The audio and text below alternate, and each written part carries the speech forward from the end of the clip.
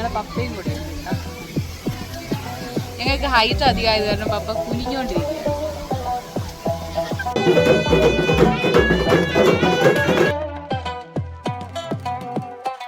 രണ്ട് സ്ഥലത്തേക്ക് പോയി രണ്ട് സ്ഥലത്ത്.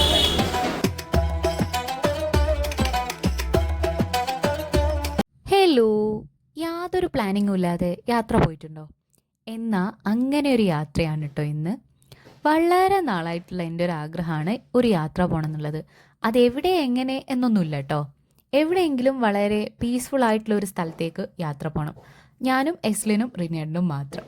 അപ്പോൾ അങ്ങനെ പ്ലാനിങ് ഒന്നുമില്ലാതെ ഒരു ദിവസം രാവിലെ ഞങ്ങൾ വയനാട്ടിലോട്ട് വിട്ടാലോ എന്ന് വിചാരിച്ചു. അതിന് പിന്നിലൊരു വലിയ കാരണമുണ്ട്. കാരണം ഞാൻ ഇതുവരെ വയനാട്ടിൽ പോയിട്ടില്ല. കേൾക്കുമ്പോൾ ഭയങ്കര ക്ലീശയായിട്ടൊക്കെ ഫീൽ ചെയ്യും. ഇതുവരെ കണ്ടിട്ടില്ലെന്ന്. ശരിക്കും ഇതുവരെ കണ്ടിട്ടില്ല. ഞാനൊരു സ്കൂളിൽ ടൂർ പോലും പോയിട്ടില്ല വയനാട്ടിലോട്ട്. അങ്ങനെ പോയിട്ടുണ്ടാവും എല്ലാവരും, പക്ഷേ എനിക്ക് അതും ഉണ്ടായിട്ടില്ല.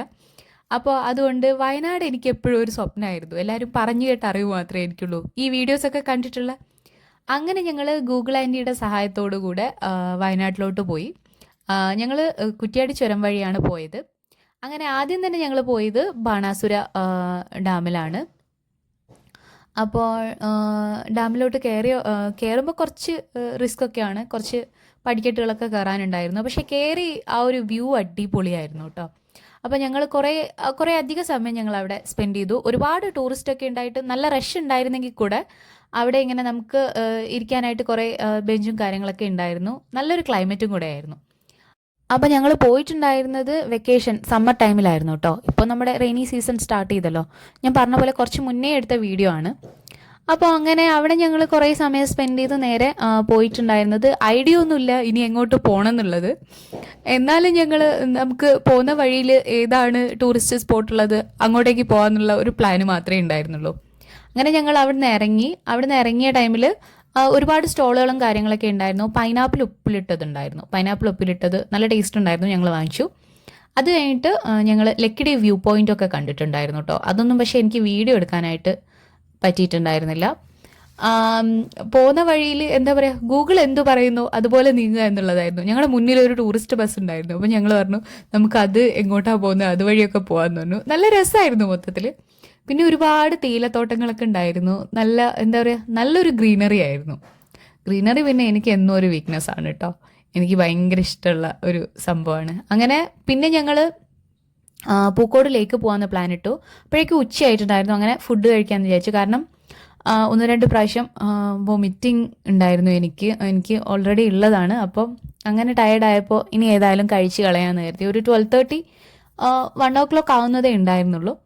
അങ്ങനെ ഞാൻ വൊമിറ്റിംഗ് ഒക്കെ കഴിഞ്ഞുകൊണ്ട് മീൽസ് പറഞ്ഞു. സത്യം പറയാലോ, മീൽസ് ഒട്ടും കൊള്ളിലായിരുന്നു. ഞാൻ ഇതുവരെ ഒരു ഫുഡിനെ കുറിച്ചും ഒരു മോശം പറഞ്ഞിട്ടുണ്ടായിരുന്നില്ല. ഈ ഒരു എന്താ പറയുക, സദ്യ ആണെന്ന് കൂടെ പറയാൻ പറ്റില്ല, വളരെ പരിതാപകരമായിരുന്നു. അങ്ങനെ അതൊക്കെ കഴിച്ച് ഞങ്ങൾ ഇറങ്ങി പൂക്കോട് ലേക്കാണ് പിന്നെ പോയത്. പോകുന്ന വഴിയിൽ മഴ പെയ്തിട്ടുണ്ടായിരുന്നു. അപ്പോൾ ഞങ്ങളൊരു കുടയൊക്കെ വാങ്ങിച്ചു നേരെ അങ്ങോട്ടേക്ക് പോയി. എനിക്കും റിനേഡിനും മാത്രമേ ടിക്കറ്റ് എടുക്കേണ്ടി വന്നുള്ളൂ എല്ലായിടത്തും. എസ്ലിന് ടിക്കറ്റ് വേണ്ടായിരുന്നു, 5 വയസ്സിൽ താഴെ ആയതുകൊണ്ട്. അങ്ങനെ ബോട്ടിംഗ് ഒക്കെ ഉണ്ടായിരുന്നെങ്കിൽ കൂടെ കയറിയിട്ടുണ്ടായിരുന്നില്ല, മഴ ചെറുതായിട്ടുണ്ടായിരുന്നു. അങ്ങനെ അവിടെ ഒരു അക്വേറിയം, ഫിഷ് ടാങ്ക്, അങ്ങനത്തെ സംഭവങ്ങളൊക്കെ ഉണ്ടായിരുന്നു. അതൊക്കെ കണ്ടു. കുറേ ഫിഷും കാര്യങ്ങളൊക്കെ ഉണ്ടായിരുന്നു. പിന്നെ അതിൻ്റെ ഉള്ളിലോട്ട് വലിയ അക്വേറിയം ഒക്കെ അവർ സെറ്റ് ചെയ്തിട്ടുണ്ടായിരുന്നു. കുറേ ഫിഷ് അതിൻ്റെ ഉള്ളിലുണ്ടായിരുന്നു. പേരറിയാത്ത ഒരുപാട് ഫിഷ് ഉണ്ടായിരുന്നു. അപ്പോൾ എസ്ലിന് അതൊക്കെ കാണാൻ ഭയങ്കര ഇഷ്ടമാണ് കേട്ടോ. ഈ ഫിഷസിനെ ഫിഷുകളെ അവൾക്ക് കാണാൻ ഭയങ്കര ഇഷ്ടമാണ്. പേരൊന്നും അറിയില്ലെങ്കിൽ കൂടെ അവൾക്ക് വേണം, അക്വേറിയം സെറ്റ് ചെയ്യണം എന്നൊക്കെ എപ്പോഴും പറയും. അങ്ങനെ കുറേ ഫിഷും കാര്യങ്ങളൊക്കെ ഞങ്ങൾ കണ്ടു. അവിടുന്ന് ഇറങ്ങി പിന്നെ ഞങ്ങൾ പോയത് എന്നൂരിലോട്ടാണ് കേട്ടോ. അപ്പോൾ നമ്മൾ അതിൻ്റെ താഴെ ജീപ്പിന് വേണ്ടിയിട്ട് ബുക്ക് ചെയ്തിട്ട് വെയിറ്റ് ചെയ്യണം. നമ്മൾ എമൗണ്ട് പേ ചെയ്തിട്ട് നമ്മൾ വെയിറ്റ് ചെയ്യണം. അവർ നമ്മുടെ ടോക്കൺ അനുസരിച്ച് വിളിക്കും. അങ്ങനെ നമ്മൾ ജീപ്പിലോട്ട് പോയി അവർ തിരിച്ച് ആക്കിത്തരും കേട്ടോ നമ്മളെ.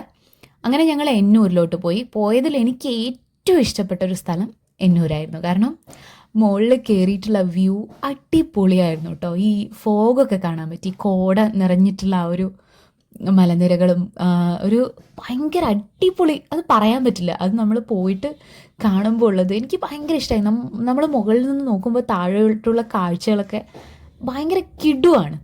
അപ്പോൾ അവിടെ ഞങ്ങൾ ഏകദേശം ഈവനിങ് ആയത് കാരണം കുറേ സമയം സ്പെൻഡ് ചെയ്യാനായിട്ട് പറ്റിയിട്ടുണ്ടായിരുന്നില്ല. കാരണം ലേറ്റ് ആകുന്നതിനനുസരിച്ചിട്ട് നമുക്ക് വീട്ടിലോട്ട് വരാനും കുറേ ലേറ്റ് ആവുമല്ലോ എന്ന് പറഞ്ഞിട്ട് ഞാൻ വിചാരിച്ചു ഫസ്റ്റ് ഇവിടെ വന്നാൽ മതിയായിരുന്നു എന്ന്. പക്ഷേ ആ സമയത്ത് വെയിലൊക്കെ ആയിട്ട് ഭയങ്കര ബുദ്ധിമുട്ടായിരിക്കും.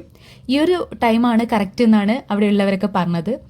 അപ്പോൾ എന്താ പറയുക, നമ്മൾ കുറച്ച് കയറാനായിട്ടുണ്ടായിരുന്നു. കംപ്ലീറ്റ്ലി അത് ഗവൺമെൻറ് സെറ്റ് ചെയ്തതാണെങ്കിൽ കൂടെ, ഈ ആദിവാസി ഊര് അവർ അതുപോലെ സെറ്റ് ചെയ്തതാണെങ്കിൽ കൂടെ അതിനൊരു ഭയങ്കര ഒരു ഭംഗി എനിക്ക് ഫീൽ ചെയ്തു. അപ്പം ഞങ്ങൾ അവിടുന്ന് കുറേ ഫോട്ടോസും വീഡിയോസൊക്കെ എടുത്തിട്ടുണ്ടായിരുന്നു. അതിൻ്റെ ഹൈറ്റിൽ നിന്ന് നമ്മൾ താഴോട്ട് നോക്കുമ്പോഴാണ് ആ ഒരു ഇത് മനസ്സിലാവുക. എനിക്ക് ഭയങ്കരമായിട്ട് ഇഷ്ടമായി. അപ്പോൾ എസ്ലിനും നല്ല ഇഷ്ടമായി കേട്ടോ. അവൾക്ക് ഇങ്ങനത്തെ അഡ്വഞ്ചറൊക്കെ ഭയങ്കര ഇഷ്ടമാണ്. അത് കഴിഞ്ഞ് ഞങ്ങൾ ജീപ്പിന് വേണ്ടി വെയിറ്റ് ചെയ്തു. നമ്മൾ ഇറക്കിയതിന് ശേഷം അവർ ട്രിപ്പ് അടിക്കും. എന്നിട്ട് നമുക്കൊരു ഇത് തരും, കൂപ്പൺ തരും, അത് ടോക്കൺ തരും. അതിനനുസരിച്ച് നമ്പർ അനുസരിച്ചിട്ട് നമുക്ക് കയറിയിട്ട് വരാം.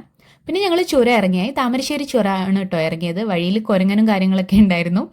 എസ്ലിനും റിമിയേട്ടനൊക്കെ കുരങ്ങൻ്റെ അടുത്തൊന്ന് ഫോട്ടോ എടുക്കുകയും അവിടെ ഇറങ്ങി നിൽക്കുകയും ആ ഒരു ചുരത്തിൻ്റെ അടുത്ത്. പക്ഷേ ഞാൻ എന്തോ എനിക്ക് കുരങ്ങനെയൊക്കെ ഭയങ്കര പേടിയാണ്, അതുകൊണ്ട് ഇറങ്ങിയിട്ടുണ്ടായിരുന്നില്ല. ആ എല്ലാ സൈഡിലും ഈ കുരങ്ങന്മാരിങ്ങനെ നിൽക്കുന്നുണ്ടായിരുന്നു. അവർക്ക് അടുത്തുള്ള അവരൊക്കെ ഫുഡൊക്കെ കൊടുക്കുന്നുണ്ടായിരുന്നു. അപ്പോൾ അങ്ങനെ ഞങ്ങൾ പതുക്കെ ചുരമൊക്കെ ഇറങ്ങി ഏകദേശം രാത്രിയായി. നമ്മൾ ഫുഡൊക്കെ കഴിച്ച് വീട്ടിലോട്ട് മടങ്ങുകയാണ്. ഒരു സിമ്പിളായിട്ടുള്ള വൺ ഡേ ട്രിപ്പ് ആണെങ്കിൽ കൂടെ സംഗതി അടിപൊളിയായിരുന്നു കേട്ടോ. എനിക്ക് ഭയങ്കരമായിട്ട് ഇഷ്ടമായി. അപ്പോൾ ഇന്നത്തേക്ക് ഇത്രയേ ഉള്ളൂ. വീണ്ടും കാണുന്നത് വരേക്കും ബൈ.